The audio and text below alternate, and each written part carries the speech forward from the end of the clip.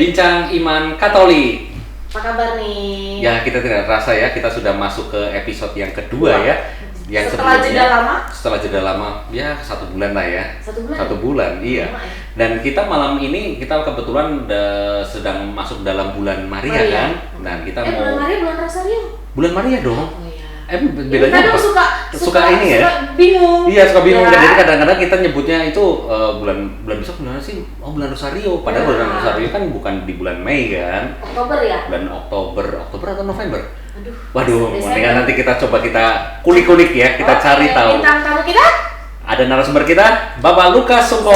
Halo, selamat malam. Selamat malam. Pak Lukas ini katekese di BMR. Katekes di BMR ya. Iya, Dan betul. kebetulan malam ini kita undang spesial malam ini untuk membicarakan mengenai bulan Maria. Ya, kebetulan kita berada di bulan Maria. Nah, Pak Lukas, ini kan banyak yang bertanya-tanya ya kepada kita, kenapa sih kok gereja Katolik itu sangat menghormati Bunda Maria, Pak Lukas? Iya. Baik, Mas Putra dan Mbak Lia. Sebetulnya kalau saya sebagai narasumber itu mungkin sedikit keliru ya. Enggak. Karena saya belajar tentang Mariologi itu sudah 30 tahun yang lalu. Sama juga ya. Sudah 30 tahun yang lalu gitu. Iya, iya. Mudah-mudahan saya masih sedikit ingat ya tentang masalah itu ya. Kenapa gereja Katolik itu sangat menghormati Bunda Maria? Ya, ada beberapa hal kenapa sih gereja Katolik itu begitu menghormati Bunda Maria. Saya akan berbicara berdasarkan pengalaman saya sebagai katekis, bukan sebagai seorang teolog, karena memang saya nggak paham itu. Ya. Jadi saya akan melihat dari 3 bulir rosario yang pertama. 3 bulir? Iya. Bukan Apa 5 itu? ya? 3 dulu. Yang 3, yang 3 itu apa? Oh, Salam Putri Allah Bapa. Betul. Kita akan mulai dari situ ya. Kenapa Maria itu begitu dihormati? Karena dia itu begitu taat pada kehendak Bapa. Begitu taat pada kehendak Bapa, ya.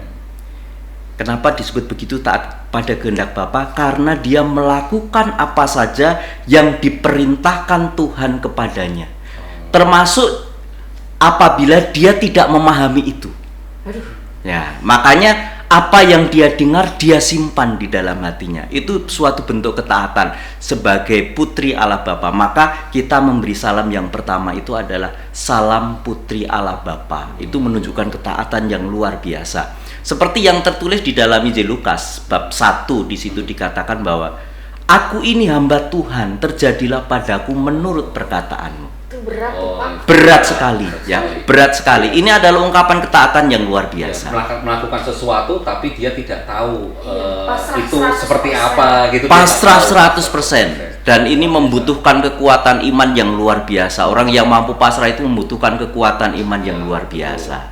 Kemudian yang kedua itu apa ya, Mbak Lia ya? Aduh, kok saya? Salam Bunda. Salam Bunda Allah Putra. Salam Bunda Allah Putra. Ya.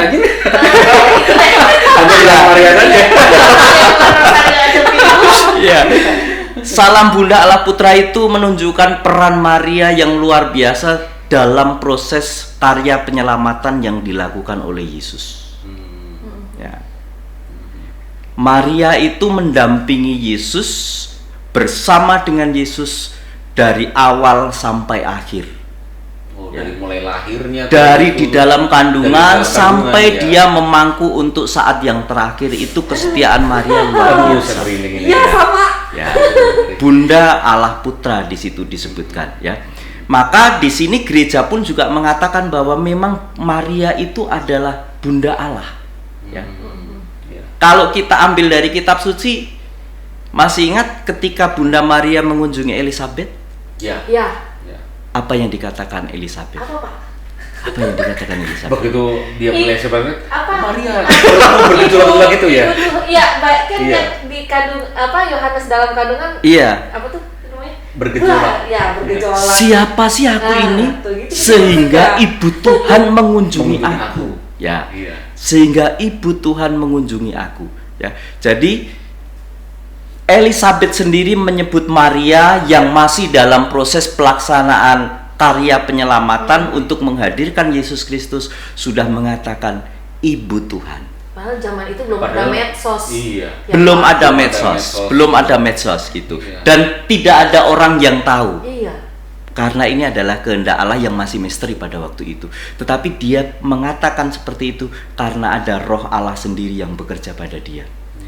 Maria sebagai bunda Allah artinya hubungan atau relasi Maria dengan Bapa, dengan Allah itu begitu intens dan begitu dekat. Dan itu terungkap dalam pendampingannya terhadap putranya Yesus Kristus dari awal sampai akhir. Ini makna bulir kedua, ya. Dan kenapa gereja sangat menghormati Bunda Maria. Kalau yang ketiga, Yang ketiga apa? Salah mempelai Allah Roh Roh Kudus. salah mempelai Allah Roh Kudus, ya. Ini menunjukkan bahwa bagaimana Bunda Maria itu begitu suci, ya. Dia adalah perawan yang tak bernoda, Ya. dikandung tanpa noda, dikandung tanpa noda, ya. Dia Ini- belum menikah dengan Yusuf juga kan? belum ketika menikah dia dengan Yusuf, mengandung itu, ya. kan? Belum menikah Ya. dengan Yusuf, makanya dia dikatakan bahwa Bunda Maria itu dikandung tanpa noda, maka dia adalah pribadi yang paling tepat untuk menjadi mempelai Allah, ya. Bahkan dikatakan dalam Lumen Gentium itu sebagai kenisah Roh Kudus. Bunda Maria itu, Sebagai Bunda kenisah. Maria, Kenisah iya. maksudnya seperti apa? Tempat itu, Lukas? Roh Kudus itu ada. Maka apa yang dilakukan oleh Maria itu karena di dalam dirinya penuh dengan Roh Kudus senantiasa sesuai dengan kehendak Allah, ya. Jadi sebetulnya 3 butir yang pertama itu sesuai dengan ajaran gereja, dokumen Konsili Vatikan kedua, terutama Lumen Gentium artikel 53. Ya, dasarnya seperti itu. Itu kita kalau nggak dengar ini Kita nggak tahu cuma ya. sekedar kata-kata aja itu benar. Iya, nggak jadi ngerti hanya maksudnya sekedar apa. mengucapkan aja tanpa Iya. tahu Itu, persis maknanya iya. kenapa sih Iya. apa namanya diucapkan salam itu gitu Iya, kan, 3 betul. salam Iya. itu. Dan itu kenapa gereja menghormati Bunda Maria karena 3 hal tersebut. ya, Betul, Pak Lukas? karena 3 hal itu. Karena 3 Ya. hal itu. Ya, Luar jadi biasa ya. iya, ungkapan-ungkapan seperti itu yang sebetulnya seharusnya mengantar kita juga bahwa Maria dihormati ke gereja, Maria dihormati oleh kita semua sebagai umat Katolik itu karena hubungan intensnya dengan Allah sendiri, dan hubungan itu mencerminkan Tritunggal Maha Kudus itu tadi, ya, bahwa yang pertama ia adalah disebut putri, yang kedua bunda terkait dengan Yesus, yang ketiga adalah mempelai terkait dengan Roh Kudus, Tritunggal Maha Kudus di situ. Luar biasa sekali ya, Ya. Bunda Maria. Pantas. Begitu dihormati. Iya, begitu sampai dihormati. Iya. khususkan setahun 2 kali. Iya. Setahun 2 kali, Setahun 2 kali. betul, Dan setahun ini 2 kebetulan kali. bulan Mei ini khusus untuk menghormati Bunda Maria, Maria, untuk betul. Nah, itu kira-kira kenapa ya? Iya, kenapa jatuhnya di, di bulan Mei? Pak? Jatuhnya di bulan Mei, kalau saya lihat dari ensiklopedia tentang Maria dan yang saya ingat 30 tahun yang lalu, mudah-mudahan tidak keliru karena 30 tahun yang lalu ini, ya. Kalau salah wajar ya. Kalau salah wajar, ya. Saya tekankan 30 tahun yang lalu itu biar kalau orang salah ya wajar lah, karena sudah 30 tahun gitu kan, ya.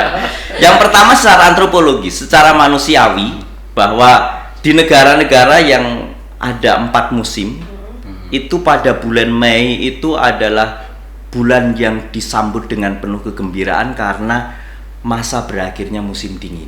Oh. Ya, dan pada saat itu bunga-bunga itu bermekaran, begitu indah, maka kemudian dalam tradisi gereja dijadikan sebagai bulan Maria. Maria itu adalah simbol hawa baru. Oh, seperti ada kehidupan gitu bunga Ya, bermekaran. hawa lama itu yang menghadirkan manusia dan mengakhirinya dengan kematian karena dia telah melakukan dosa. Hawa baru itu yang memperbarui manusia mengantar pada kehidupan. Itu Bunda Maria gitu. Luar biasa. Dia melahirkan seorang putra Juru Allah. selamat. Iya. Nah, yang kedua, alasan yang kedua ini adalah ketetapan-ketetapan para bapak-bapak gereja. Ya. Selain juga ada keprihatinan, diawali dengan keprihatinan.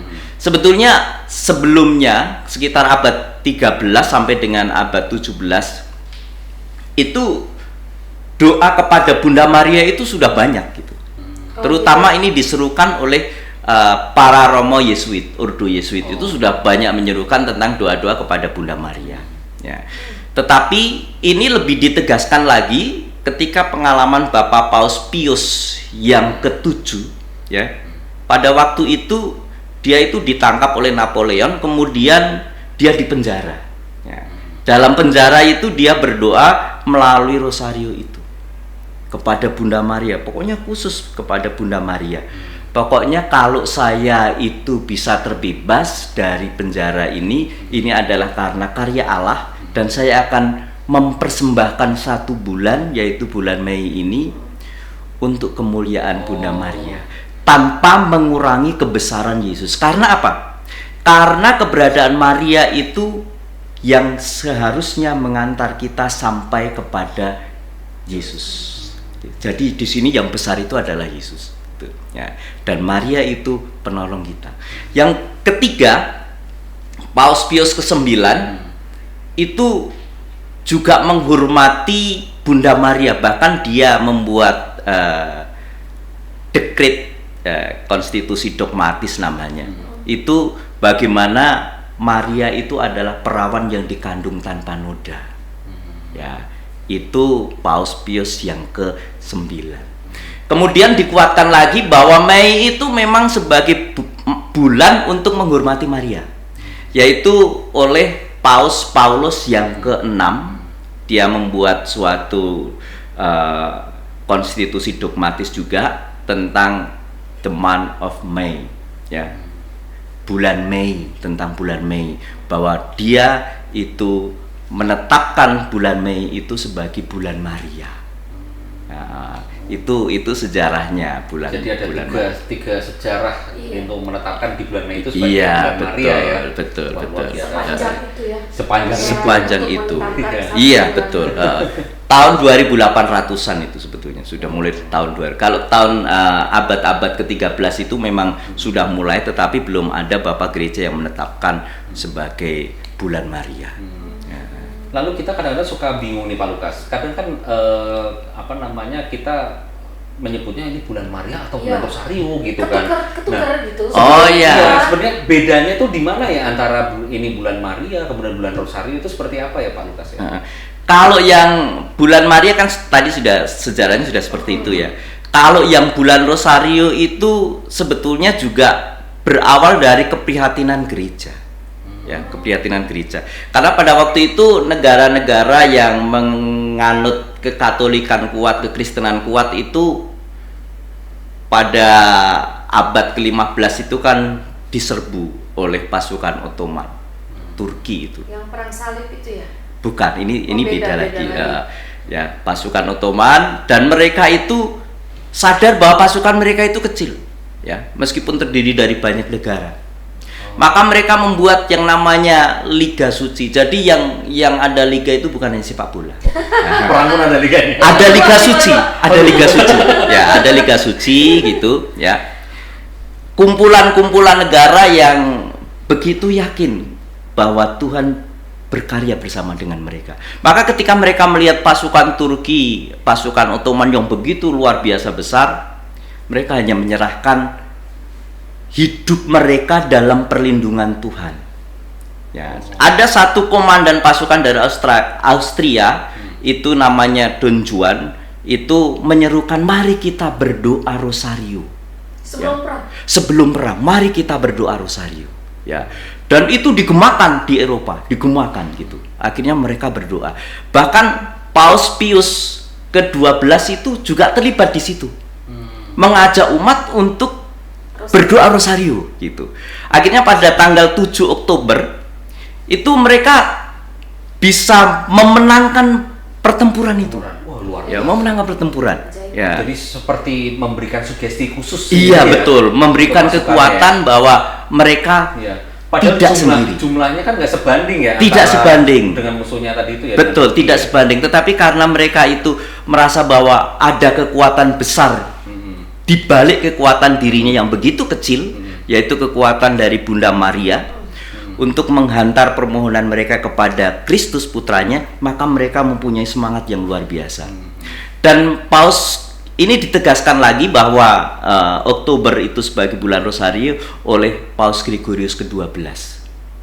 pada waktu itu bulan Oktober juga ya. Bulan Oktober tanggal 7 itu ya. itu sebagai hari khusus untuk menghormati Bunda Maria. Luar biasa sekali ya. Iya. Berarti Dengan kekuatan. rosario. Makanya sekarang ini ketika kita ada persoalan, ada masalah, kita selalu larinya rosario. Iya, iya, Untuk menguatkan betul, itu betul. kan. Percaya nggak percaya ya, kadang pas sebelum doa tuh aduh ini gimana, setelah doa tuh apalagi Hal kalau lebih kita tenang, bilang iya. Tuhan udah terserah gitu, Iya. kadang nggak kayak ada kekuatan baru gitu Iya. loh ngomong di dalam Ya, tadi gitu itu yang nggak sumber bisa sumber dijelasin. kekuatan Iya. barunya dari situ, seperti pasukan-pasukan tadi itu ya. Betul Iya, betul iya. betul. Terus lalu kalau di dalam doa rosario itu kan ada Iya, kan doa-doa. ada doa tuh Pak tiap habis Tiap peristiwa habis kita peristiwa. harus ada perikop Injil gitu, terus di bawahnya doa. Kadang kan kita suka pengen masukin juga intensi-intensi khusus gitu di dalamnya. Itu bisa nggak Pak doa di dalam buku doa itu kita Atau ganti harus sama intensi? persis seperti itu. Kita harus pahami dulu esensi dari doa sebetulnya kalau bicara seperti ini. Ya, esensi doa itu bukan sekedar saya bicara dengan Tuhan, Tuhan bicara dengan saya. Karena kalau soal bicara itu kan ada batas waktunya. Iya. Artinya ketika kita berjalan kita sudah tidak sempat bicara lagi, berarti kita tidak berdoa. Gitu. Ya. Bagi saya doa itu adalah menyadari bahwa Tuhan berkarya di dalam diri saya. Tuhan berkarya di dalam diri kita masing-masing. Dan karya itu adalah karya penyelamatan. Ya. Jadi sejauh doa itu adalah kita yakini bahwa Tuhan hadir dan menyelamatkan saya, kenapa tidak? Boleh saja gitu. Diselipkan doa-doa intensi khusus gitu. Karena melalui Bunda Maria saya semakin yakin bahwa apa yang saya harapkan kalau itu sesuai dengan kehendak Allah itu pasti akan terkabul. Karena kekuatan Bunda Maria itu memang luar biasa. Iya, betul. Pernah membaca Injil Yohanes bab 2 tentang Belum, pesta di Kana? Kalau Ya, itu sih tentang pesta di Kana. Tapi kalau tepatnya kita nggak tahu. Iya, perlu tentang kursus nih. di situ dikatakan bahwa Maria mempunyai pengaruh yang luar biasa kepada Yesus. Ya. Ketika Yesus belum saatnya membuat mukjizat, Maria datang dan mengatakan, mereka kehabisan anggur. Mau apa engkau ibu daripadaku? Waktuku belum tiba. Tetapi karena yang minta Bunda Maria, Yesus tidak menolak. Sebetulnya Yesus belum mau berkarya dulu gitu. Belum ya? saatnya. berkarya, ya? Iya, tapi karena permohonan itu dari Bunda Maria, maka Yesus melakukan anak juga patuh. sebagai anak. Luar biasa itu, ya. Patuhnya. Ya, patuhnya Padahal seorang anak. Yesus sendiri adalah Tuhan ya, juru Iya, selamat ya patuh Pak. dengan Karena iman Maria yang begitu luar biasa, yang membuat dia mau melakukan itu. Jadi orang yang beriman itu pada hakikatnya adalah dia memang punya kekuatan luar biasa. Ya. Jadi orang yang beriman itu bukan sekedar percaya loh.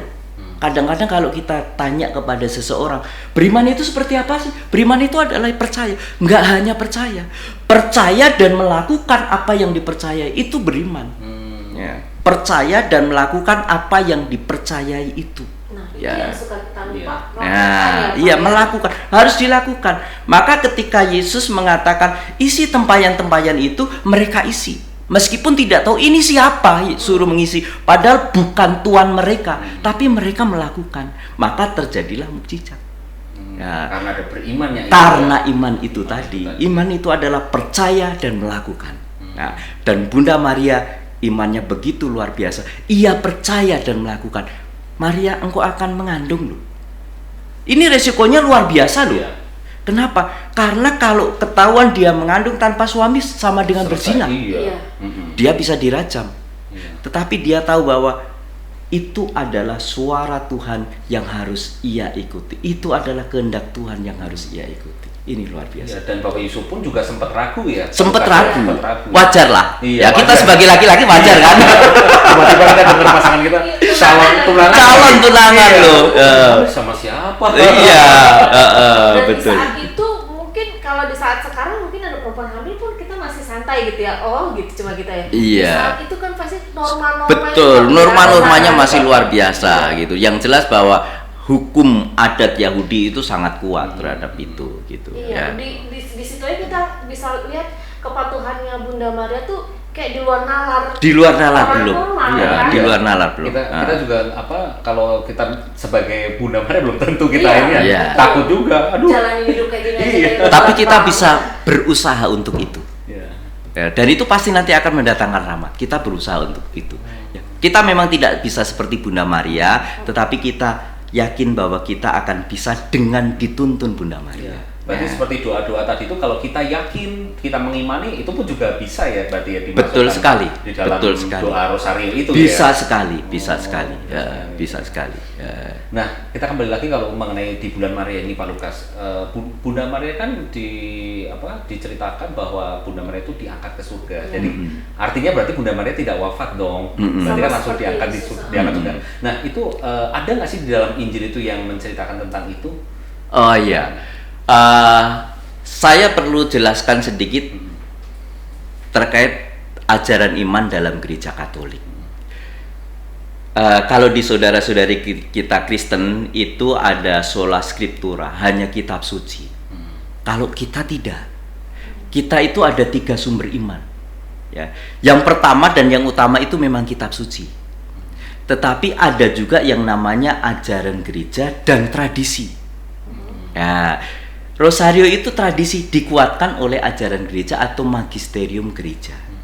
Dalam kitab suci memang tidak disebutkan bahwa Bunda Maria itu diangkat ke surga dengan badan atau dengan tubuh dan jiwanya. Tetapi para bapak gereja meyakini bahwa Maria yang tidak bernoda ini diangkat ke surga dengan mulia.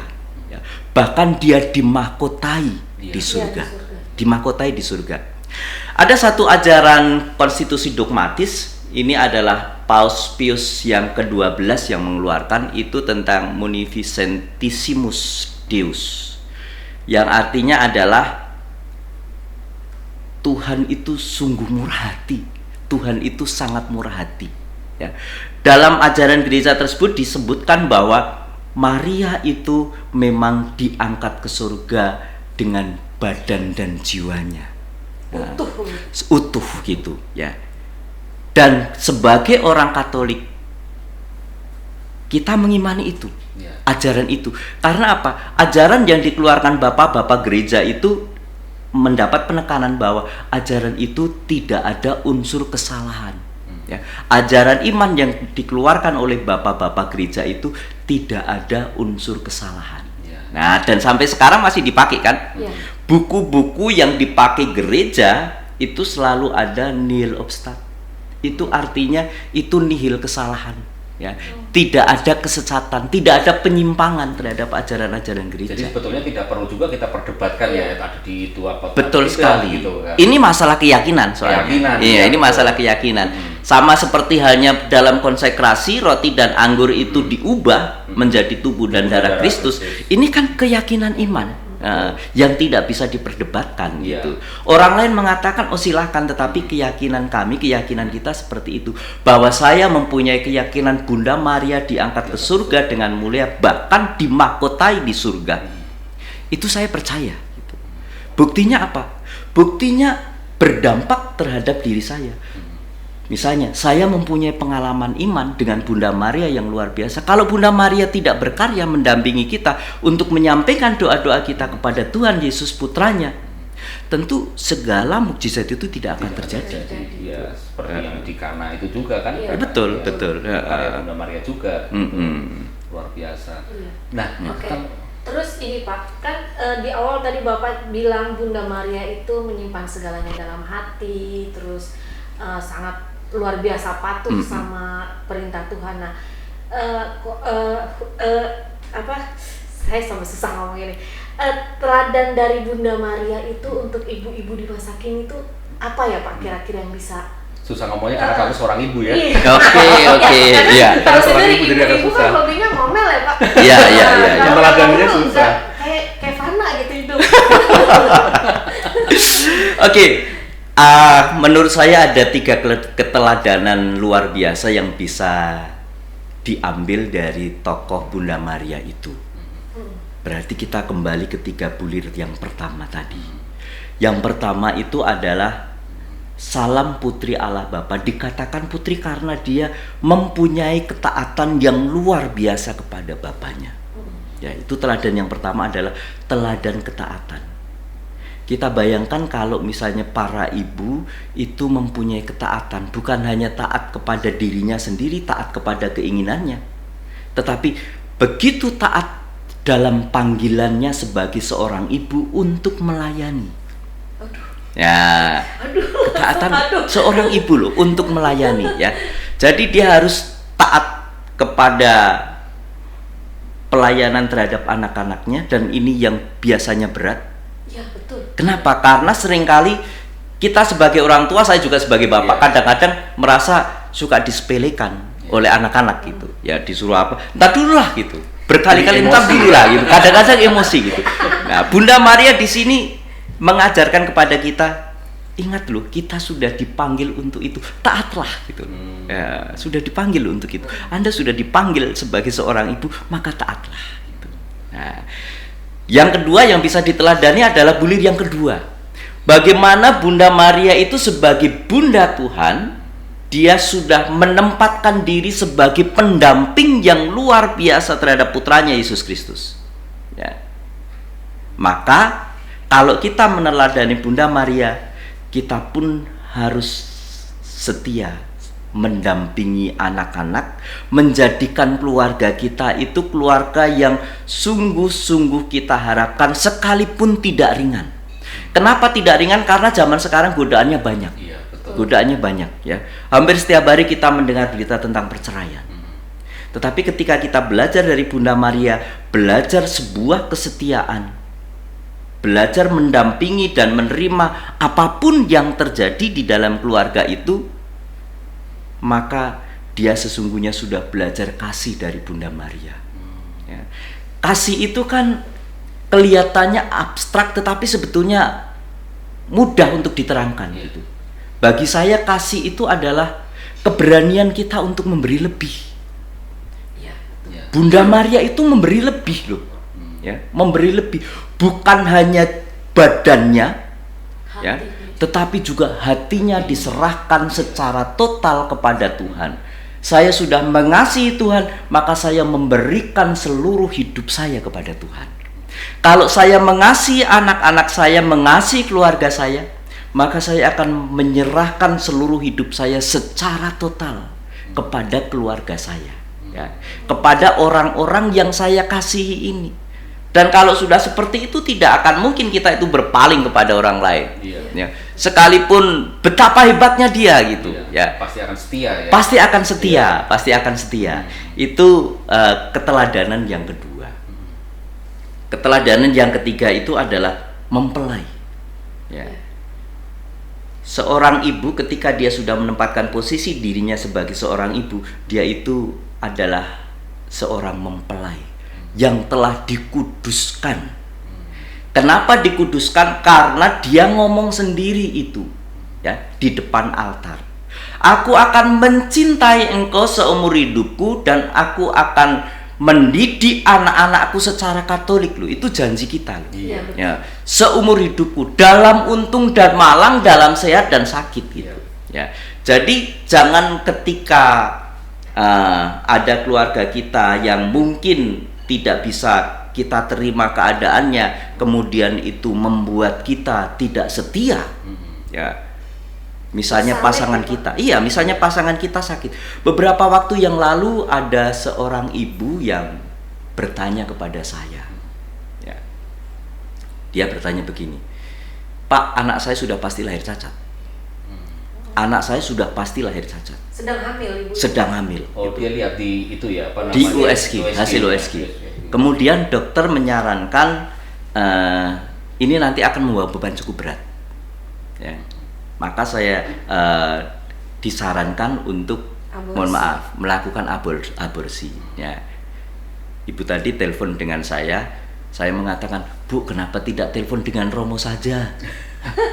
Romo lebih bisa menjelaskan ini daripada saya sebetulnya gitu. Dia mengatakan secara awamnya. Saya mengatakan begitu. Kemudian Enggak, saya hanya ingin bertanya kepada Pak Lukas. Kayaknya saya lebih berani bertanya pada Pak Lukas daripada kepada Romo, gitu kan. Oh ya sudah. Kalau saya akan menjawab seperti ini dulu sebelum saya menjawab terkait dengan ajaran gereja, Ibu. Ya. Satu, bahwa ketika kita sudah berjanji, kita harus sanggup menerima apapun. Ya. Kalau misalnya kita mendampingi anak yang lahir tidak seperti yang kita kehendaki, lebih berat mana dengan mendampingi orang yang sudah dewasa tetapi dalam keadaan cacat berat, stroke berat misalnya. Nah, apakah kita akan meninggalkannya atau akan membiarkannya begitu saja dengan alasan bebanku sudah tidak tertanggungkan? Ya. Menurut saya mendampingi orang yang sudah tua dan tidak berdaya dan tidak menarik lagi, itu jauh lebih berat daripada kita mendampingi anak yang kita lahirkan dalam keadaan apapun. Itu yang pertama. Yang kedua, bahwa Tuhan di sini karunia agungnya itu bukan keadaan fisiknya, tapi karena karunia agungnya itu adalah hidup itu sendiri. Soal hidup itu nanti seperti apa, itu hanya kelengkapan menurut saya. Ya. Jadi kondisi yang akan kita terima itu kelengkapannya, tetapi yang utama adalah hidup itu sendiri yang harus diselamatkan. Maka gereja Katolik sangat tidak menyarankan untuk melakukan aborsi, karena itu berarti mengambil kehidupan yang dititipkan kepadanya, dan bukan hanya mengambil kehidupan yang hanya dititipkan, itu bukan haknya, karena hidup itu milik Tuhan sendiri dan Tuhan sendiri yang akan ambil pada saatnya. Ya, itu jawaban saya gitu. Keputusannya terserah Ibu, apakah akan lanjut atau tidak, tetapi saya sangat mengharap bahwa kita menghargai kehidupan itu. Bunda Maria sangat menghargai kehidupan, sangat menghargai kehidupan itu. Kalau misalnya kita mau meneladan Bunda Maria itu. Ya. Berarti ya Ibu tadi itu bisa meneladan Bunda Maria juga ya. Ya. Tapi berat ya, Pak. Ya mudah-mudahan Ibu itu memutuskan yang terbaik ya. Tapi saya percaya bahwa sebetulnya yang dipasang Tuhan, beban yang dipasang Tuhan di dalam pundak kita itu bukan beban yang tak tertanggungkan. Itu sudah sangat terukur. Iya, sesuai dengan kemampuan. Sesuai dengan, maka Tuhan mengatakan bahwa yang kupasang itu terimalah karena itu enak. Dan bebanku pun ringan gitu loh. Iya. Yang kupasang itu sudah yang paling enak. Dan kita membantu meringankan beban salib Tuhan itu, seperti itu. Artinya di situ kita diajak bekerja sama dengan Tuhan gitu. Dialog terus ya Pak. Dialog terus gitu. Kalau kita mampu berarti kita bekerja sama dengan sangat baik dengan Tuhan. Kadang-kadang kan ini ya, kadang untuk mengambil keputusan itu agak sulit juga ya. Kalau saya di posisi Ibu tadi pun juga pasti ikut kata dokter kan pasti. Sulit ambil istilahnya itu, keputusan itu pasti mengandung sebuah resiko-resiko yang banyak gitu kan. Iya, dan betul. Di satu sisi kita harus mempertahankannya karena kita sebagai orang Katolik yang kita sudah berjanji di depan altar ketika pernikahan kita. Tapi Nah, dari itu kan juga sisi manusia iya. Iya. Saya belajar dari ibu saya. Ibu saya itu orang luar biasa. Anda nggak tahu kan kalau saya itu sebetulnya lahir cacat? Nggak tahu kan? Nggak tahu gitu. Saya itu lahir dengan penyakit yang namanya herniatrofika cerebri kiri. Apa itu? Itu pengerutan pembuluh otak kecil. Dan itu akan berlangsung terus-menerus. Ya. Tetapi saya baru menyadari itu ketika saya SMP kelas 2. SMP kelas 2 saya menyadari itu, ya. Ketika saya itu mau bersalaman dengan orang dan saya itu gemetar, ya. Dan mulai saat itu saya setiap ketemu orang itu keringat dingin dan gemetar luar biasa. Takut atau emang itu efeknya ke badan? Efeknya ke badan, gitu. itu efeknya ke badan gitu. Terus sebenarnya bukan karena nervous atau bukan. karena efek itu. Kemudian saya diperiksa, kemudian saya di Sarjito itu ditangani 32 dokter. Banyak banget. 32 dokter. Kasus pertama ditangani 32 dokter dari Sarjito sendiri, Karyadi Semarang, PKU Muhammadiyah, kemudian dari Bethesda, kemudian dari Panti Rapih, dari 5 rumah sakit. Luar biasa. Dan saya kesana kemari gratis. Satu-satunya rumah sakit yang memiliki CT scan brain pada waktu tahun 80-an 90-an itu hanya Bethesda. Saya pemakai pertama. Wih, keren. Dan tidak bayar. Keren kan? Tidak bayar. Tapi sakitnya Iya. Sekarang sih pasien keren. Iya. Saya setiap hari harus minum obat itu 24 tablet. Sekali minum itu 8, 3 kali minum. Maka untuk itu saya disarankan operasi. Ya, kemudian ibu saya tanya, bapak saya kan sudah meninggal sejak saya usia 25 hari. Ibu saya tanya, kemungkinannya gimana? 30%, 70%. 30% hidup, 70% lewat. Ya. Gimana ulangi? Ya. 30%. Kemungkinan 30%, 30% hidup. lewat. Ya. Sama kayak anak saya, Pak. Kecil banget persentase. Presentasinya kecil gitu. Maka kemudian ibu saya, tidak ada operasi. Apapun yang terjadi padamu tidak akan pernah ada operasi. Ya, kamu boleh melakukan apapun, tapi ibu tidak akan pernah mengizinkan kamu operasi. Luar biasa loh imannya. Saya pernah mau bunuh diri. Oh ya? Tahu nggak?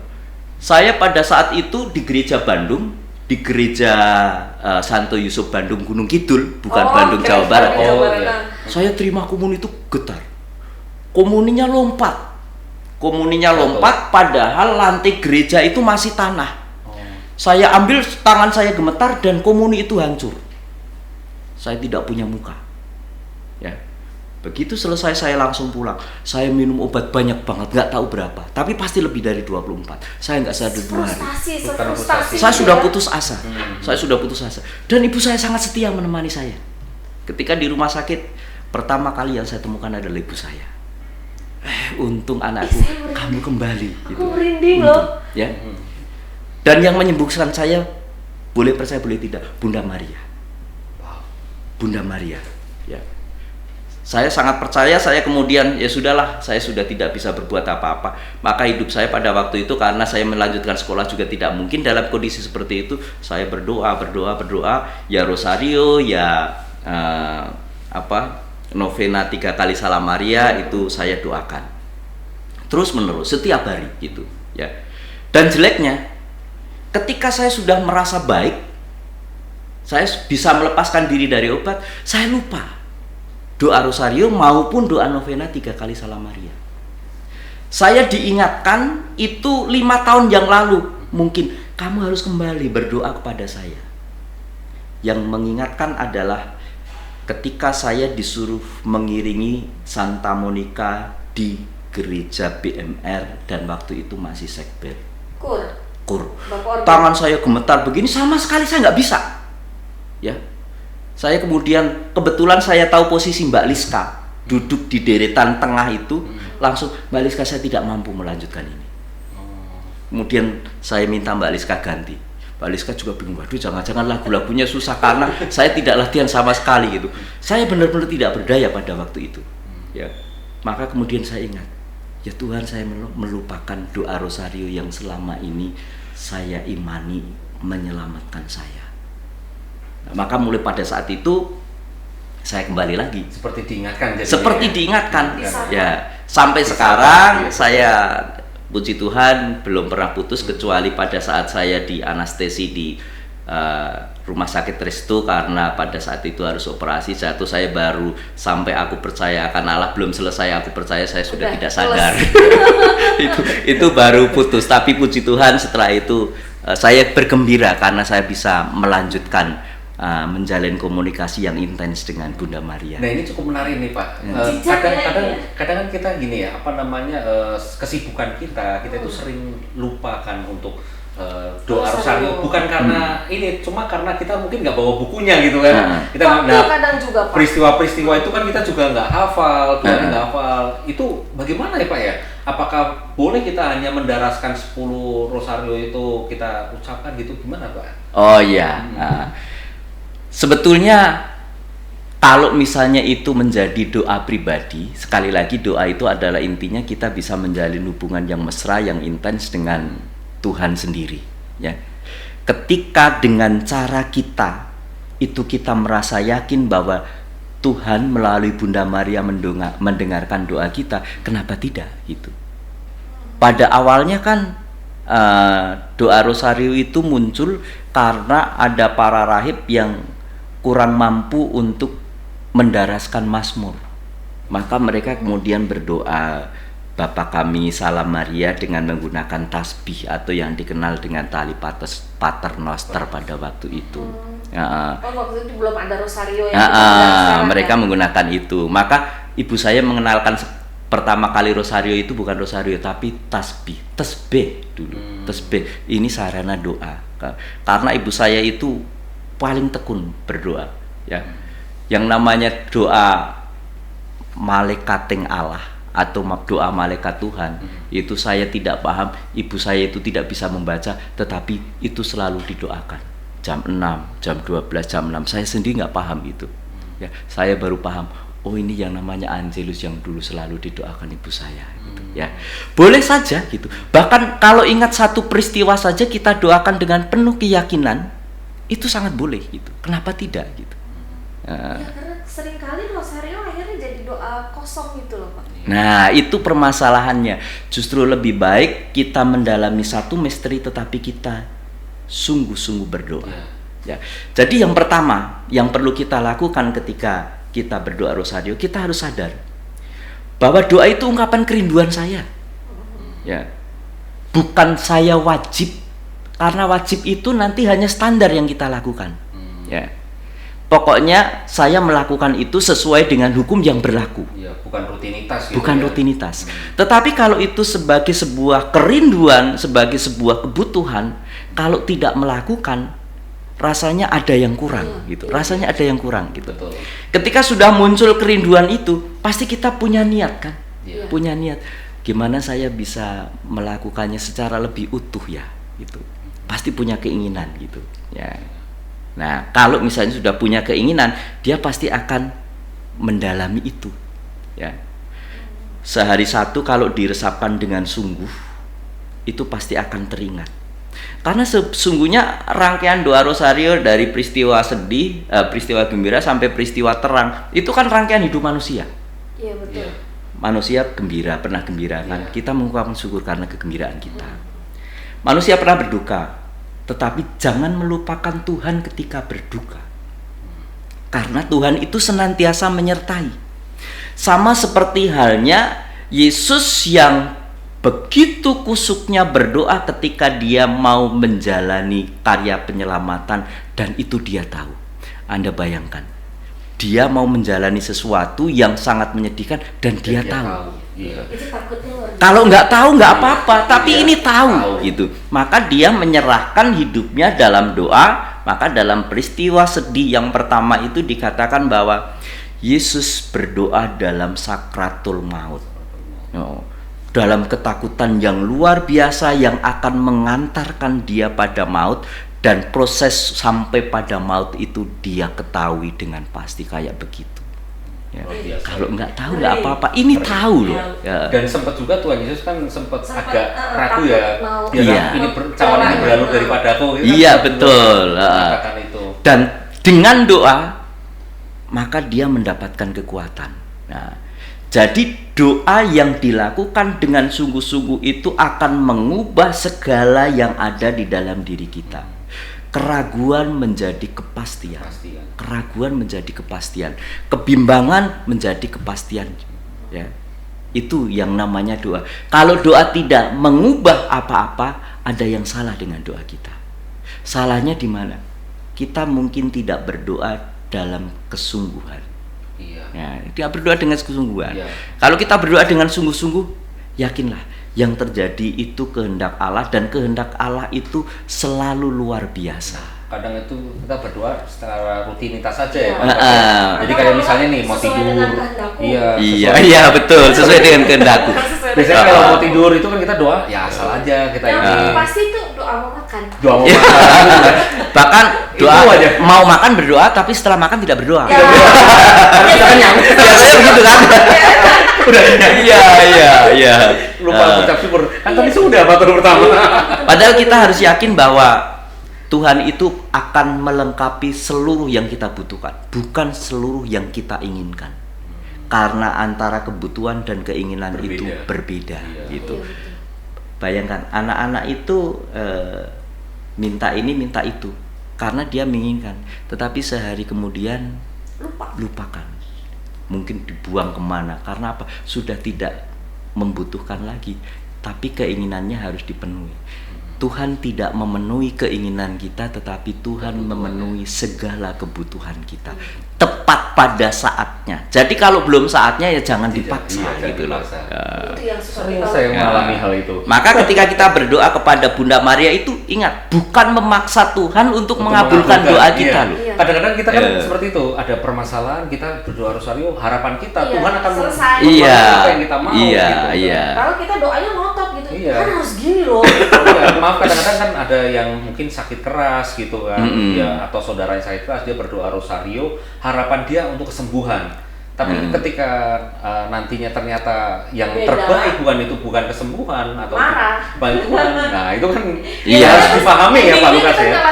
Iya betul. Saya pernah membaca satu renungan dari Anthony de Mello, mungkin kita sudah pernah membaca juga gitu. Ada seorang rahib yang begitu suci. Dia mengajukan satu permohonan kepada Tuhan supaya dia diberi kekayaan untuk bisa berbagi dengan sesamanya. Mulia sekali loh, diberi kekayaan untuk bisa berbagi. Dia berdoa 1 bulan nggak dikabulkan, 1 tahun tidak dikabulkan juga, 5 tahun tidak dikabulkan. Akhirnya pada tahun ke-10 dia melihat bahwa ternyata yang dia minta itu bisa menyesatkan. Dia melihat bahwa ada banyak orang yang kaya raya tetapi hidupnya tidak merasakan kedamaian. Hidupnya penuh dengan konflik, dan justru orang-orang seperti itu tidak ingin mendapatkan kedamaian, tetapi supaya ingin kekayaannya lebih. Ya, dia tidak lagi memperhatikan sesamanya seperti tujuan awalnya, bahkan keluarganya pun jadi kacau balau. Ketika dia melihat itu, dia kemudian, Tuhan, saya mohon maaf. Pada saat itu Tuhan hadir dan menyapa dia, anakku, apa yang kamu minta, aku akan berikan kepadamu, apapun itu. Dan rahib itu mengatakan, Tuhan, satu yang saya sesalkan, kenapa engkau datang begitu lambat, sehingga saya tidak membutuhkan lagi apa yang saya minta. Dan Tuhan menjawab, karena itu tidak kamu butuhkan. Aku akan memberikan apa yang kamu butuhkan tepat pada saatnya. Gitu. Luar biasa ya. Jadi kadang-kadang kita seringnya doanya memaksa ya. Iya betul. Kadang-kadang kita juga lupa pasrah, juga kita lupa untuk mengatakan bahwa terjadilah menurut kehendakmu. Itu lupa kita. Lupa betul. Ya, betul. Pak Lukas silakan sambil diminum, ini kebetulan ya. Oke. Ini benar belum ada sponsor yang masuk. Jadi masih ini yang masih bilik BMRI air putih. Jadi sobat Katolik yang memiliki UMKM yang ingin mempromosikan produknya, silakan taruh di sini, nanti kita coba ya. Kita pajak. Kita yang akan Kita iklankan ya. Dan pasti itu nanti akan menggema. Ya, minimal seluruh BMR ya. Terus ini Pak, tadi kan kita udah untuk orang dewasa mungkin doa rosario itu bisa dilakukan di mana aja ya Pak. Tapi bagaimana dengan anak-anak? Saya sebagai orang tua, puji Tuhan anak saya sekolah di sekolah Katolik gitu. Jadi sekolahnya mau nggak mau ngajarin doa rosario kan.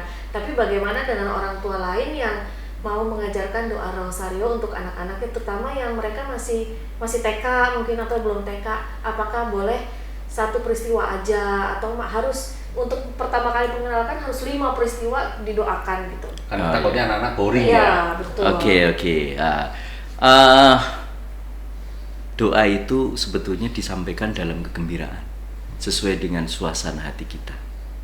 Maka menurut saya, untuk mengantar anak-anak sampai pada doa dengan sungguh, itu kita harus menciptakan suasana gembira di hati anak.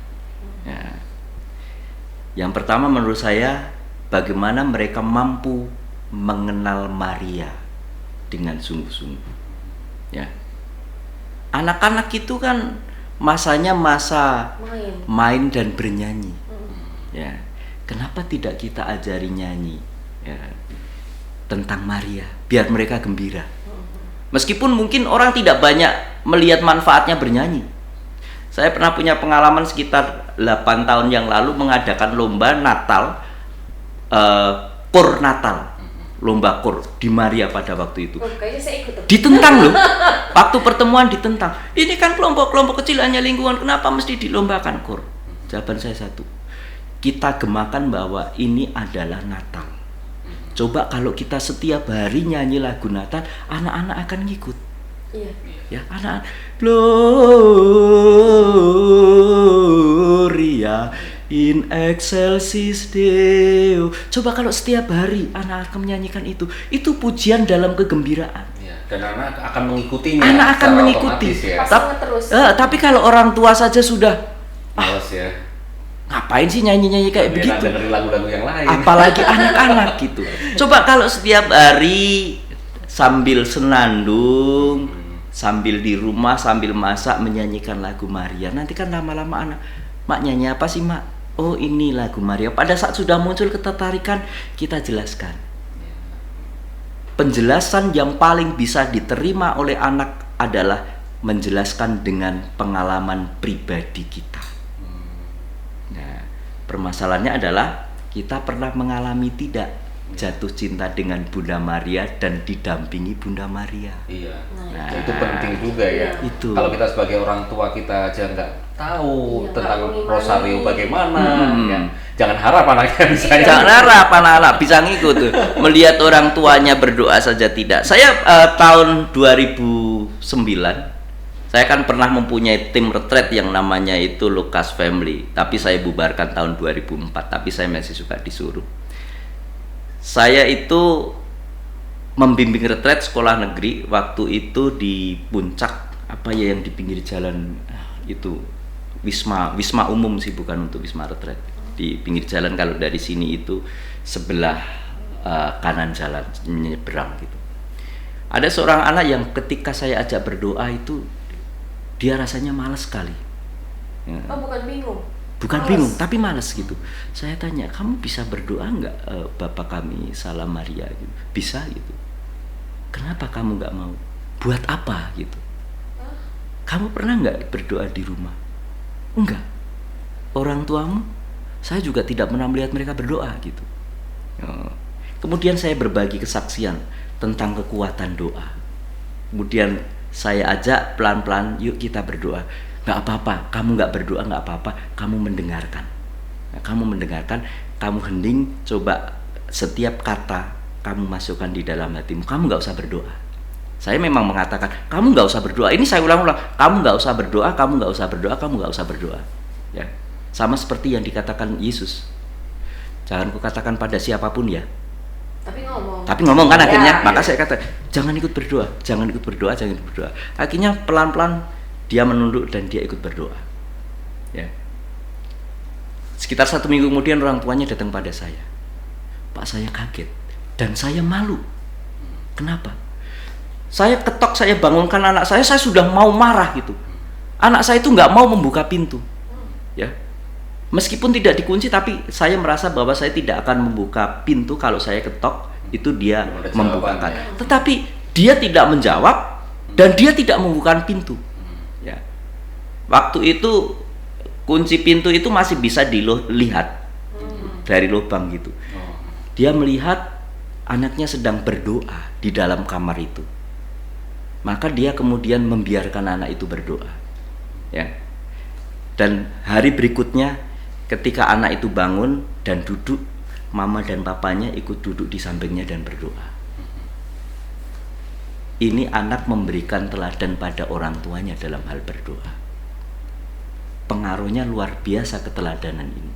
Jadi pengajaran yang paling baik itu adalah apabila kita memberikan dalam bentuk keteladanan, termasuk pada anak-anak.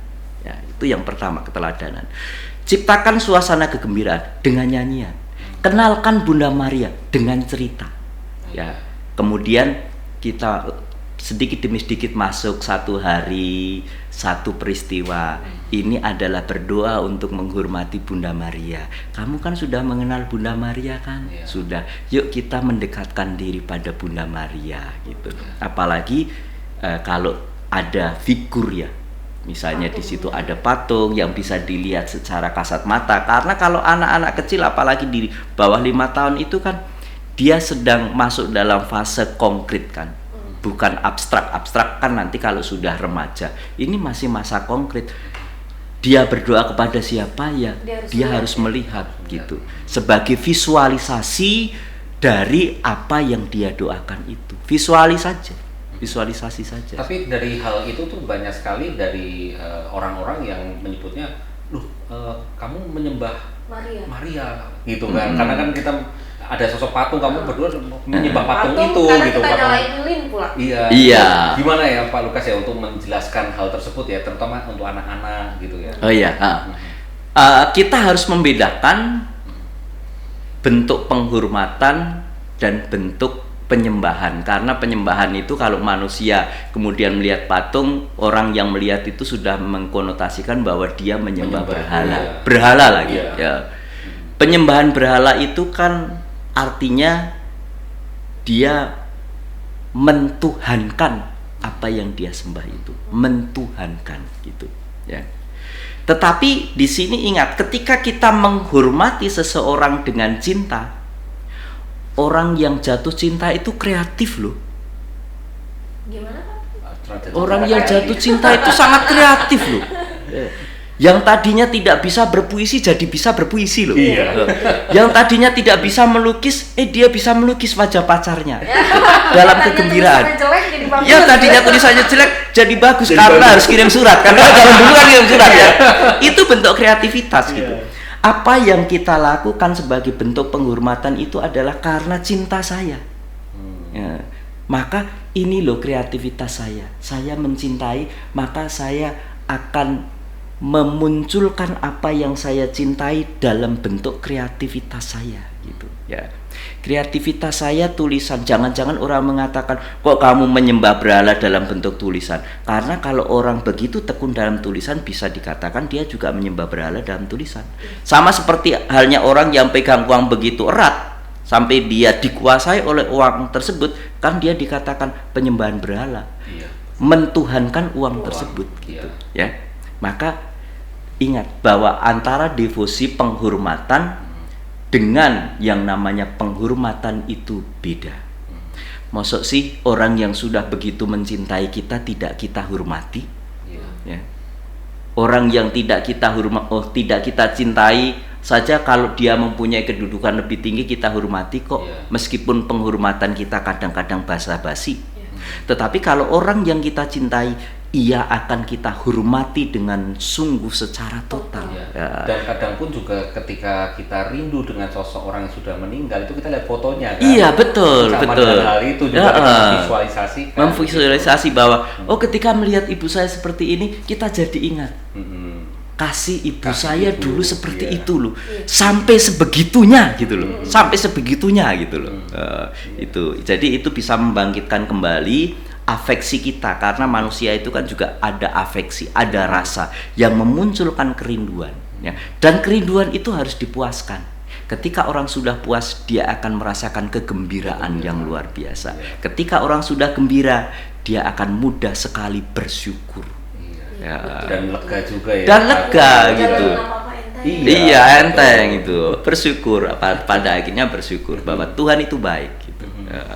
Nah, Pak Lukas ada suatu pengalaman nggak sih dengan dengan Bunda Maria ya? Ada pengalaman yang selain yang tadi itu? Iya. Oke. Ketika saya diingatkan kembali untuk berdoa rosario yang sudah ya sekitar 7-8 tahun saya tinggalkan karena saya sudah merasa sangat hebat. Berarti itu setelah kejadian yang sakit pertama, ke jeda 78 itu 78 tahun itu Bapak stop rosario atau stop rosario tapi saya berdoa gitu. Stop, bahkan stop gitu. Stop rosario gitu. Stop rosario, saya tidak melakukan itu gitu. Ya. Saya 5 tahun itu diingatkan ya, dan kebetulan juga pandemi juga yang mendukung suasana doa kan. Mendukung saya suasana doa gitu. Saya kembali, saya akan berdoa rosario. Saya mencoba mengajak seluruh keluarga saya untuk berkumpul, kita berdoa rosario gitu. Nah, pada saat tahun 2019, 2020, 2021 saya katakan bahwa doa saya melalui Bunda Maria itu membawa berkat yang luar biasa. Ya. Berkat yang luar biasa. Seluruh kebutuhan saya itu tercukupi. Apa saja, bahkan bukan kebutuhan, apa yang saya inginkan itu terpenuhi. Ya. Pada suatu hari saya ngomong dengan istri saya, ingat, Bunda Maria sudah baik loh kepada kita. Ini karena doa kepada Bunda Maria. Gak usah kaget kalau nanti kita dibanting serendah-rendahnya. Saya bilang begitu. Ya. Itu udah Maksudnya kita akan totalitas jatuh gitu atau gimana? Saya ngomong seperti itu. Kemudian pada saat saya memberi renungan pernikahan di Pak Paijo, ya, untuk Mbak Tere pada waktu itu yang mau menikah, saya mengatakan, Pak Ronald datang nggak? Saya mengatakan pengalaman ini bahwa siap-siap saja Tuhan akan membanting saya dalam waktu dekat. Tuhan akan membanting saya pada waktu dekat. Saya mengatakan begitu. Saya berani ngomong begitu. Nah, serem banget, Pak. dan tidak lama, bener, saya kecelakaan di Cililitan gitu. Saya kecelakaan itu. Ya. Kenapa? Karena saya meyakini bahwa sekalipun saya akan dibanting sampai habis, tetapi Bunda Maria akan Dampingi. bersama dengan saya seperti janjinya, 15 janji Maria. Ya. Salah satunya bahwa kita akan diselamatkan. Kalau seandainya kecelakaan tidak akan membawa kematian. Dan kalaupun ada kematian akan diberi tanda-tanda. Itu janji Maria loh. Yang 15. Iya. Ya. Dan saya meyakini itu, 15 janji Maria. Saya meyakini itu. Dan saya bisa merasakan setiap kali mau ada apa-apa, saya feeling, ya? ada feeling Ada sepertinya Bunda Maria berbicara dengan saya. Dan saya siap untuk itu. Dan ternyata pendampingan Bunda Maria memang benar-benar saya rasakan. Dalam proses penyembuhan saya sangat dimudahkan. Begitu banyak orang yang menolong. Ya. Maaf, saya itu untuk rumah sakit mampunya itu kelas 3. Mampunya kelas 3. Ya. BPJS lagi. Iya. BPJS kelas 3 gitu. Tapi apa yang terjadi? Di Restu itu BPJS kelas 3 habis. Saat itu. Saat itu. Apa sih, Pak? Saat itu habis gitu. Yang ada adalah kelas 1. Oh. Dan saya dimasukkan kelas 1. Itu saya merasakan ini pendampingan Bunda Maria yang seharusnya di kelas 3, saya kelas 1 gitu. Padahal kita kalau sebagai orang biasa udah deg-degan itu ya. Iya. Duh, gimana nih? Itu kan ini sudah habis nih Pak, kelas 3 kan ribut kan di luar gitu. Sudah habis kelas 3 gimana gitu. Terus tiba-tiba dokter saya itu kan dokter dari Cipto Mangunkusumo. Ya sudah, kita masukkan saja sementara di kelas 1. Kan ya kelas 1 ada ruangan, masukkan saja di sana. Oh, baik juga dokternya. Ya, baik saja, baik gitu. Ya, itu pendampingan yang sangat saya rasakan. Pendampingan yang kedua Bunda Maria itu, saya itu diperlakukan sebagai pasien daruratnya darurat. Saat itu. Saat itu daruratnya darurat. Ya. Jadi pemiliknya melihat, ya, tiba-tiba dia berbicara dengan dokter jaga di IGD di Restu. Ini pasien istilahnya Sito atau Vito gitu, lupa saya. Sito. Ini Sito ini. Dok, bener dok, lakukan seperti halnya merawat pasien Sito. Daruratnya darurat. Maka saya langsung ditangani. Langsung semua diperiksa tanpa ada apa-apa karena istri saya juga belum datang. Langsung diperiksa, saya langsung di rongsen. Saya kemudian jam 9:30 selesai, saya sudah dibilangin, Pak, puasa ya 6 jam karena nanti jam 4 dokter akan mengoperasi Bapak. Operasi ya? Operasi. Saya tanya, suster, bisa nggak saya makan dulu? Saya belum makan dari pagi. Masih bisa digeser 1 jam. Karena memang saya belum makan sama sekali kan. Saya itu dari rumah beli bubur di Jalan Baru karena saya naik motor. Di situ ada bubur kacang hijau yang enak banget. Ya.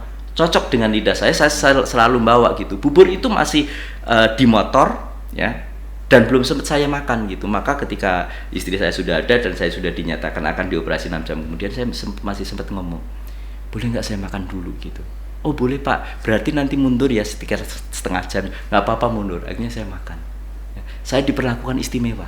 Saya tahu bahwa Tuhan berperan di situ, dimudahkan banget ya. Tuhan berperan itu ya. Bahkan saya merasa disiapkan sebelum kejadian, semua disiapkan secara rapi oleh Bunda Maria. Tapi punya iman sampai kayak gitu tuh gimana caranya Pak? Apa harus rajin rutin Iya. gitu ya, Kadang rosario gini gitu? kita tahu nih, kayaknya nanti mau apa istilahnya kalau kata orang kan banyak ketawa nanti mau banyak nangis gitu kan. Itu aja kadang udah ngadepin kayak gitu, ntar mau ada apa nih gitu kan kita kalau nah punya iman kayak gitu tuh caranya gimana Pak? Saya pernah putus asa 2 kali. Yang pertama yang tragedi komuni. Ini saya tulis di dalam buku saya ini, buku pelajaran agama untuk SMP gitu. Ya, judulnya Tragedi Komuni gitu. Boleh beli itu. Syukur-syukur biar laku buku saya lah. ILB, saya nggak dengan Kanisius, saya dengan Perbitra ILB gitu kan. Ya.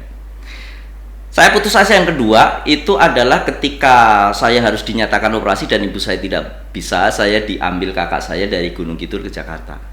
Ya, kemudian kakak saya mengatakan, manggil saya kan Le, kamu saya akan bawa ke Karolus. Di sana ada dokter bagus. Wah ini profesor ini keren banget gitu kan. Saya semangat kan. Terus saya membawa berkas-berkasnya karena CT scan kan ada di saya. Nah, saya sodorkan, berkasnya saya sodorkan karena saya juga dari Sarjito pamit baik-baik bahwa saya akan ke Jakarta untuk pengobatan. Maka apa yang saya butuhkan diberikan gitu. Termasuk sebagian rekam medisnya yang dibutuhkan gitu kan. Saya serahkan, wah ini nggak sampai 3 tahun lagi mati. Aduh. Ngomongnya begitu. Suka Nggak sampai. Saya waktu itu usia 22 tahun gitu. Bayangkan, wah usia 25 tahun saya mati nih gitu. Ya. Tapi itu udah menikah Pak? Belum gitu. Nah, saya masih pengangguran. Ya. Pengacara Pak? Pengacara ya. Kemudian begitu saya mendengar itu, saya sampai di rumah ngomong sama kakak saya, buat apa saya minum obat gitu. Buat apa saya minum obat? Toh obat tidak akan menyembuhkan. Toh nanti usia 25 tahun saya juga mati juga. Saya akan menikmati hari-hari ini tanpa obat. Suatu bulan ternyata saya teler, saya nggak berdaya tanpa obat. Memang harus minum obat gitu. Saya tidak berdaya, saya hanya bisa tidur.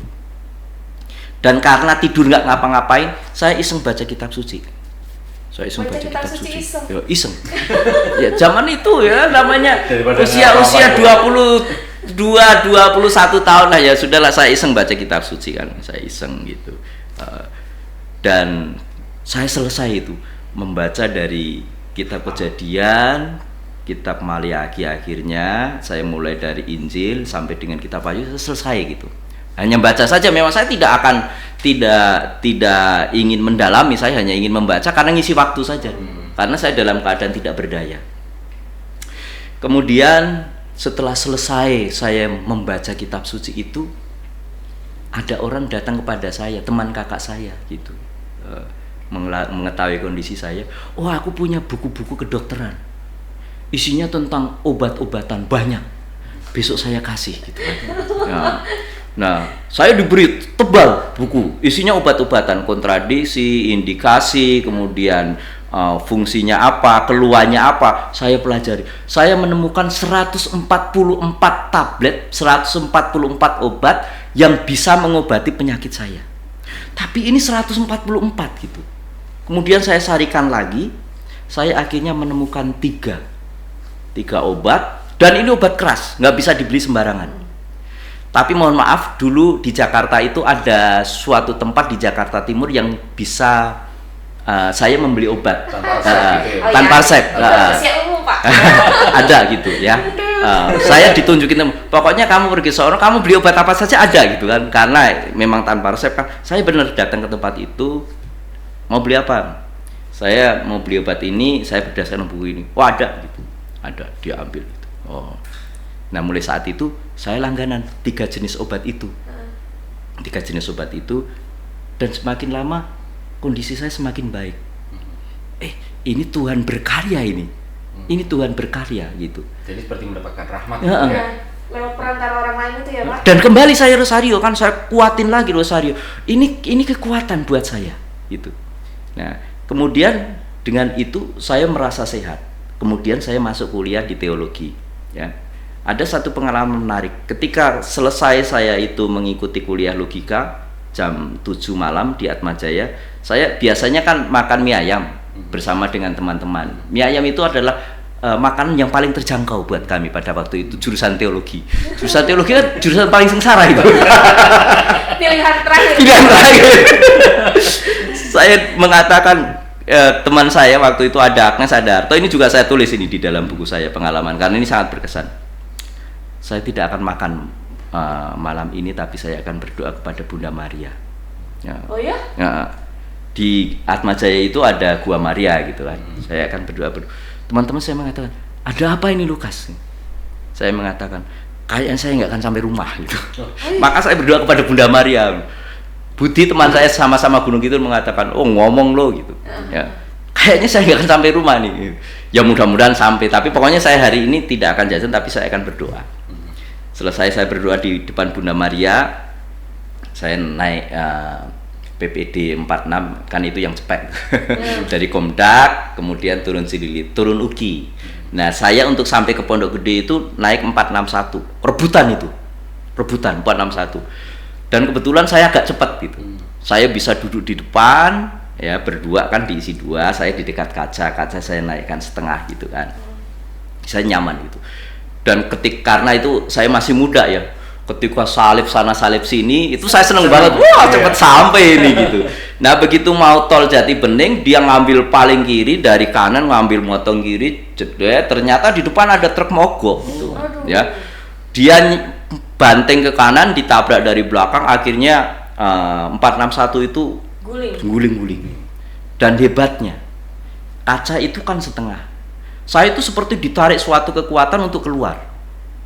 Akhirnya saya itu keluar terpental dan gitu ya? Terpental gitu, tapi saya seperti ditarik gitu kan. Terpental, kemudian saya berguling-guling. Dan hebatnya lagi 461 itu berguling-guling mengikuti saya. Oh ya? Iya. Akhirnya saya sudah mentok, sudah nggak bisa berguling lagi.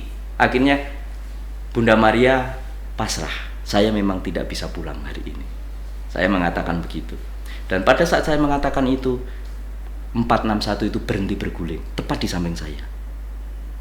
Ada beberapa yang meninggal dan saya termasuk luka yang paling ringan, tetapi saya adalah orang yang pertama kali dibawa ke rumah sakit UGI. Padahal paling ringan ya. Paling ringan. Waktu itu di sini mengelupas, ya, di sini kulit kepala ini mengelupas, dan dokter sudah mengatakan ini nggak akan tumbuh rambut lagi, ya nggak apa-apa. Sekarang orang gundul juga banyak gitu. Atau nanti bisa dipasang apa, tapi nggak akan tumbuh rambut lagi. Tapi ini asli atau palsu tuh? Ini asli ini. Oh, asli. Apa yang terjadi? Palsu. Setelah sekitar 3-4 hari, luka ini kering dan terangkat rambut. Terangkat rambut luka itu. Kan di sini gitu kan. Dokternya sampai bilang, ini hebat ini.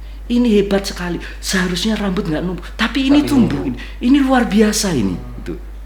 Saya bilang, memang segala sesuatu yang dikehendaki Tuhan itu luar biasa. Iya. Saya bilang begitu. Ya. Hal yang tidak mungkin pun juga menjadi mungkin iya. Ya. Iya. Dokter aja sudah mengatakan nggak mungkin itu rambut. Ternyata iya. Segalanya itu mungkin gitu. Iya. Ini adalah pengalaman-pengalaman yang bagi saya merasa berdosa ketika saya melupakan doa rosario gitu. Saya ngomong-ngomong soal Pak Lukas melupakan doa rosario itu, saya juga pernah Pak sebenarnya. Ketika itu waktu itu saya lagi ngalamin kesulitan ya, ngalamin kesulitan. Saya akui waktu itu jarang banget berdoa rosario. Udah lama nggak berdoa rosario. Kemudian saya mengalami kesulitan. Saya tidur itu mimpi Pak. Mimpi saya itu saya tenggelam. Terus tiba-tiba ada sosok wanita yang megang tangan saya, menarik. Entah kenapa ketika itu saya bangun, saya langsung mengatakan itu Bunda Maria. Oh iya. Nggak doa. Diingatkan kembali. Iya, ketika saya doa, kok saya ringan, beban permasalahan saya kok ringan. Itu mungkin bisa seperti itu juga iya, ya Pak. Iya, betul sekali. Itu berarti memang relasi sudah intens dengan Bunda Maria. Kalau gitu saya nambahin deh. Gimana? Kalau dulu sih saya kasusnya ini 15 tahun yang lalu, 14 tahun yang lalu saya agak masalah dengan angka kan. Saya melahirkan itu ada masalah di batang otak anak, pendarahan. Dokter bilang kesempatan hidupnya kayak Pak Lukas tadi 30%, tapi anak saya baru lahir brojol langsung divonis 30% hidupnya, cuma gitu. Terus akhirnya konsultasi ke Romo. Romo bilang 3 hari baptis ya, 3 hari baptis. Terus saya bilang sama suami, kayaknya mau minta sakramen perminyakan langsung. Suami saya bilang, enggak, nih anak sembuh. Terus tapi Romo tuh wanti-wanti ke saya, doa rosario peristiwa bahagia. Terus saya doa rosario peristiwa bahagia. Cuma kan saya sebagai ibu ngotot ya, ini anak harus sembuh loh Tuhan, nggak mau saya ini anak diambil segitu cepat. Tapi di saat saya bilang, Tuhan ini anak harus sembuh, itu luar biasa, kacau semuanya. Infeksi di saluran saluran cernanya, darahnya juga jelek, hasilnya semua jelek. Terus akhirnya dokter minta dikirim ke Hermina, butuh ke NICU karena butuh ventilator. Setelah pakai ventilator, nih anak udah nggak ada harapan gitu kan. Saya cuma bilang, terus ngapain kasih harapan kalau nih anak cuma mau diambil aja? Saya bilang, Bu, tapi yang penting usaha dulu gitu. Jangan cuma kita mandek di sini. Ya udah, terus saya bilang, saya nggak ada dananya. Terus ngomong ke orang tua, udah nggak usah pikirin dana deh, langsung bawa. Dibawa malam itu, kondisinya saya udah kalut. Saya cuma bilang gini, Tuhan udah deh terserah mau apa, saya bilang gitu kan. Terus sambil nangis di ambulan. Terus saya ngomong ke anak saya, Mika, kalau Mika nanti udah capek mau pulang lah gitu. Ibu sama bapak udah ikhlas, saya bilang gitu kan. Nah terus itu akhirnya sampai ke NICU, semua dikuras perutnya. Terus dokternya waktu itu dokter yang nangani masih di Padang kalau nggak salah, masih kuliah, besok baru pulang. Itu tuh saya doa akhirnya kan orang tua disuruh pulang Pak, karena anak di NICU kan. Terus orang tua suruh pulang, malam saya rosario lagi, Tuhan udah terserah deh, saya mau gimana caranya, saya pasrah gitu. Mau diambil pun it's okay, ini anak punyamu, saya bilang gitu kan. Itu doa saya sampai kata-katanya udah kayak gitu Pak. Nah, terus setelah itu 3 minggu ya Mas, 3 minggu kemudian dokter ketemu saya cuma bilang ini anak gimana ya Bu? Maksudnya gimana Dok? Darahnya di otak nggak ada, dibilang gitu. Saya cuma, Tuhan, ini apa ya? Gitu. Maksudnya gimana? Ini anak sehat. Wih, mukjizat luar biasa itu, mukjizat luar biasa. Saya cuma bilang, ya Tuhan segitu baiknya, ternyata kuncinya cuma pasrah. Pasrah, betul. Ya. Dan Tuhan cuma menunggu itu. Iya, cuma bilang, aduh Tuhan terserah deh mau apa gitu. Cuma emang saya kan nggak bisa bikin kata-kata ya Pak. Doa saya kadang kayak gitu. Cuma kadang kita, itu kan mungkin mukjizat terbesar di hidup saya gitu. Cuma kadang kita suka lupa gini. Setiap kita bangun pagi, kita bisa nafas gitu aja, itu juga berkat. luar biasa, Berkat. Memang luar biasa sekali. Nah, Sobat Katolik, quote kita hari ini, mukjizat itu akan nyata kalau kita mau mengimani, kita percaya, dan kita mau melakukannya. Kita mau pasrah kepada Tuhan. Dan kita mesti belajar banyak sama tokoh Ibunda Maria ini. Wah, saya merinding sekali. Iya. Ya, terima kasih Pak Lukas. Terima kasih. Kita harus mengakhiri podcast kita hari ini karena saya harus Rosario. Oke. Kayaknya suatu saat nanti mesti bikin lagi nih sama Pak. Kayaknya masih banyak hal-hal yang perlu kita gali lagi, kita kulik lagi, mungkin dengan tema-tema yang lainnya. Cukup menyenangkan sekali Pak Lukas malam ini. Terima kasih. Semoga kita bisa menguatkan mereka yang saat ini sedang membutuhkan penguatan. Amin. Sampai di sini dulu Sobat Katolik, kita ketemu di episode yang akan datang. Sampai jumpa. Sampai jumpa.